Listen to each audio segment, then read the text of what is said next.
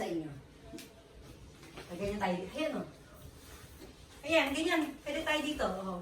Oh. Wala kasi tayong mapwestuhan ng maayos ng camera. Wait lang ha. Pwesto ulit natin.